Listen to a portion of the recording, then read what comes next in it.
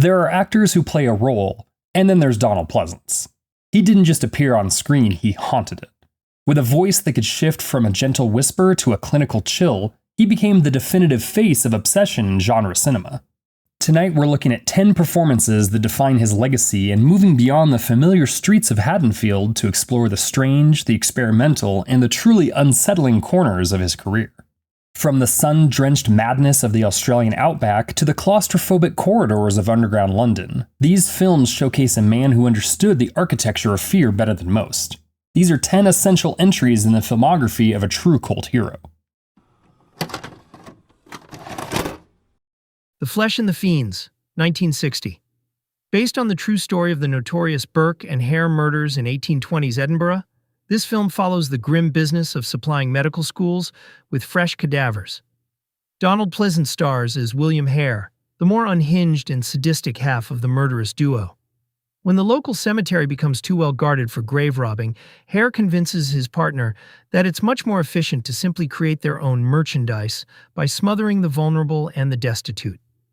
Peter Cushing stars as Dr. Robert Knox, the detached surgeon who buys the bodies without asking questions, creating a chilling contrast between the aristocratic lecture halls and the filth of the slums. Pleasence delivers a truly repulsive performance, portraying Hare as a sniveling, black-hearted opportunist with a high-pitched mocking laugh that makes your skin crawl. Directed by John Gilling, the film leans into a gritty, proto-slasher atmosphere that feels much more modern and mean-spirited than the Hammer horrors of the same era. The kill scenes are claustrophobic and tense, emphasizing the victim's struggle, while Pleasence's Hare watches with a mix of greed and glee. The cinematography captures the Victorian-era winds of Edinburgh as a labyrinth of shadows, fog, and rotting timber, perfectly framing the moral decay of the story. While it was released in the US in a censored version titled Mania, the original cut features a level of violence and bleakness that was quite daring for the start of the 60s. The film serves as a perfect showcase for Pleasence's ability to completely disappear into a character who is devoid of any redeeming qualities. There is no supernatural monster here. The horror is entirely human, fueled by poverty and professional ego. By the time the law catches up to them, the damage is done, leaving a trail of bodies that fueled the advancement of science at the cost of humanity. Wake and Fright, 1971. Few films are as profoundly disturbing as Ted Kotcheff's Wake and Fright, a movie that fundamentally redefines the concept of survival horror by removing the monster and replacing it with the sheer, suffocating brutality of the human condition. The plot is deceptive in its simplicity. A refined schoolteacher, stranded in a rough, isolated mining town in the Australian outback, finds himself slowly eroded by the toxic, beer-soaked hospitality of the locals. It is a descent into madness that feels less like a narrative and more like a visceral, slow-motion car crash. What makes this film so harrowing is its unrelenting focus on the banality of the nightmare. There are no supernatural entities here, only the suffocating heat, the endless drinking, and the casual, aggressive masculinity that threatens to swallow the protagonist whole. The infamous kangaroo hunt sequence, captured with a raw, documentary-like intensity, serves as a turning point that pushes the audience into a state of genuine unease from which the film never recovers. It is a masterclass in psychological claustrophobia, where the threat is the crushing pressure to conform to a culture that views the protagonist's civility as an affront. While often grouped with the Outback Gothic or survival subgenres, Wake and Fright is essentially a character study of a man whose moral compass is systematically dismantled by a society that views his refinement with disdain. It is a bleak, challenging, and deeply immersive experience that refuses to offer an easy way out for either the protagonist or the viewer. For those who appreciate horror that finds its terror in the darkest corners of human behavior rather than the occult, this is an absolute non-negotiable masterpiece of the 1970s. Deathline, 1972. London Underground workers discover evidence of missing persons in abandoned tunnel sections, leading to the horrifying truth. A descendant of Victorian railway workers trapped in a 19th century cave-in has survived in the tunnels for generations, now a deformed cannibal hunting modern commuters for food and companionship. Gary Sherman's British horror operates as both creature feature and surprisingly empathetic tragedy. Donald Pleasence plays the detective investigating disappearances with working-class weariness, his performance grounded even as evidence points toward impossible explanations. David Ladd and Sharon Gurney portray the young couple who stumble into the creature's lair. Hugh Armstrong delivers remarkable performance as the tunnel dweller, playing him not as simple monster, but as damaged, lonely being, trying to survive using the only methods he knows. His attempts at speech, garbled, broken English mixed with animalistic sounds, make him pitiable despite his violence. Sherman shoots the London Underground with claustrophobic intensity, the tunnels becoming maze where civilization's veneer is stripped away. The practical makeup effects for the creature emphasize his humanity beneath deformity, rather than making him purely monstrous. The diseased, decaying woman he keeps as companion is disturbing precisely because it reveals his desperate need for connection. The film's most famous line, the creature's garbled "mind the doors," becomes tragic mimicry of railway announcements he's heard for decades. Deathline balances horror with unexpected compassion, understanding that monsters are often made by circumstance rather than born evil. The Mutations, 1974. This is a quintessential example of the freak show horror subgenre that enjoyed a brief, morbid resurgence in the early 70s. Directed by Jack Cardiff, a legendary cinematographer who brought a surprisingly polished visual eye to this otherwise grimy subject, the film follows a fanatical scientist, played with cold reptilian precision by Donald Pleasence, who attempts to crossbreed human beings with plants and reptiles. The results are housed in a traveling circus, serving as the centerpiece for a series of grotesque transformations and vengeful attacks. What makes this film distinct is the clash between its high-concept, almost gothic horror ambition and its low-budget, exploitation film execution. Pleasence is, as always, a magnetic presence, elevating a script that otherwise leans heavily into the lurid and the bizarre. The practical makeup effects, while undeniably dated, possess a tactile, uncomfortable quality that reflects the era's fascination with body horror and the monstrous nature of human scientific overreach.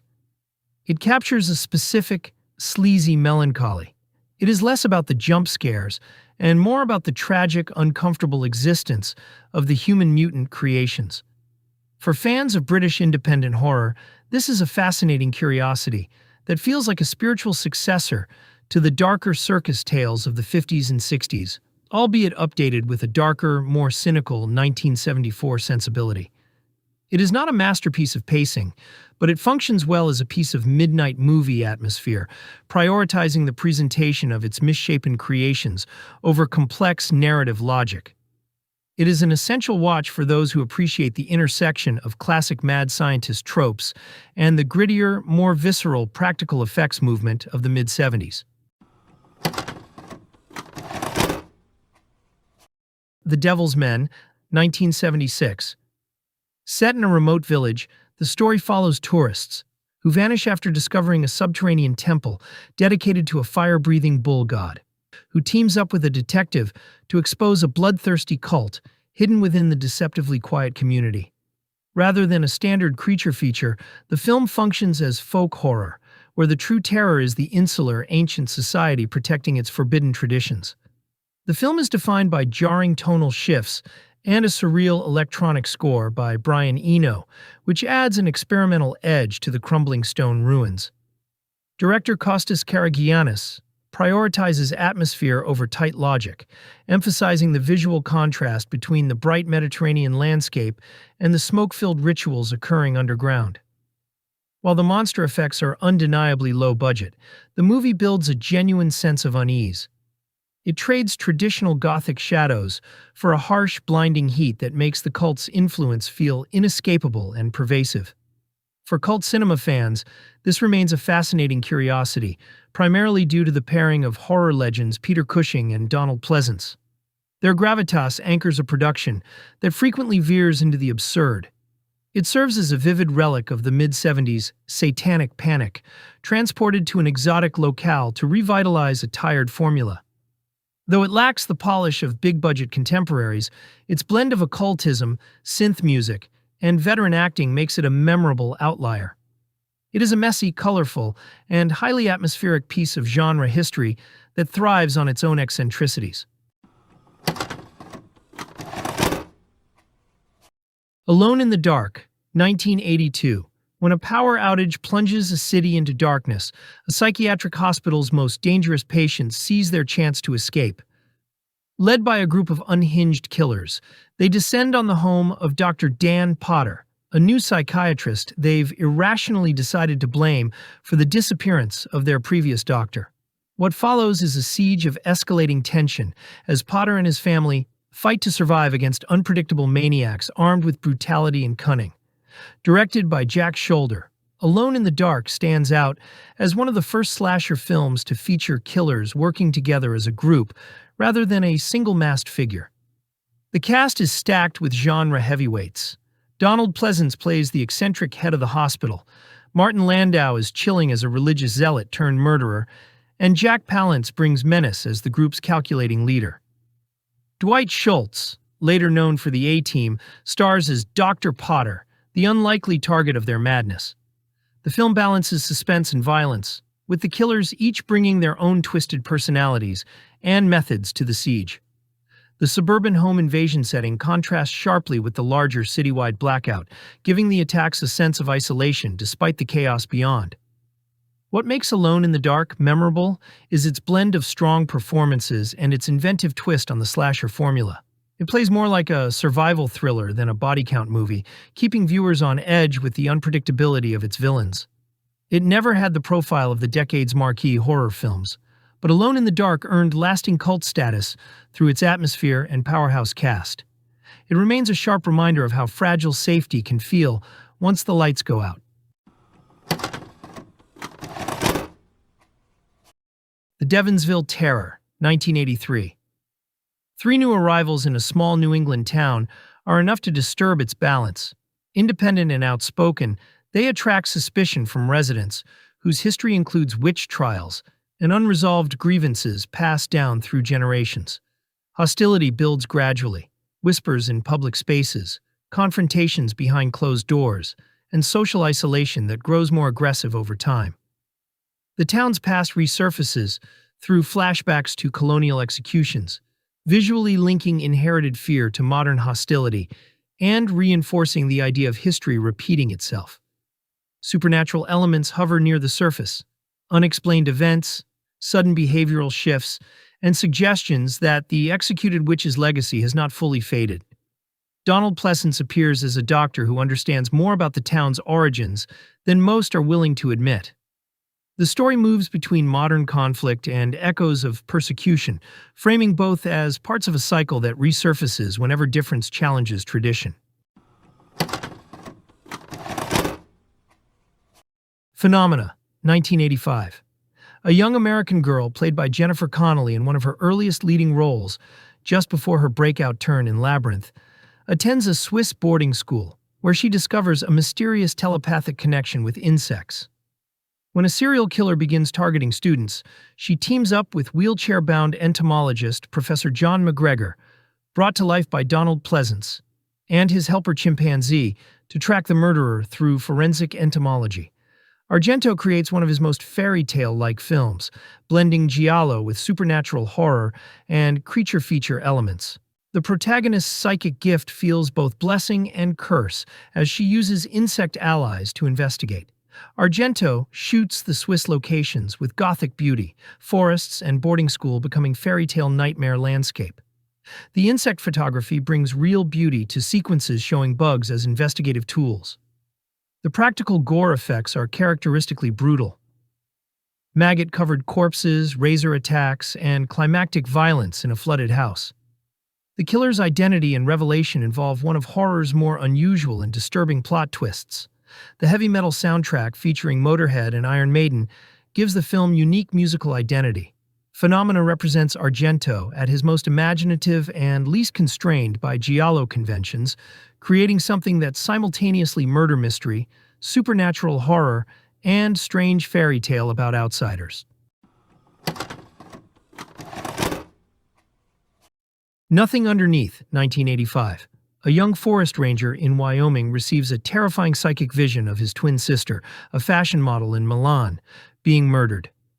Racing overseas to find her, he's thrust into the glamorous but cutthroat world of high fashion, where beauty and danger walk hand in hand.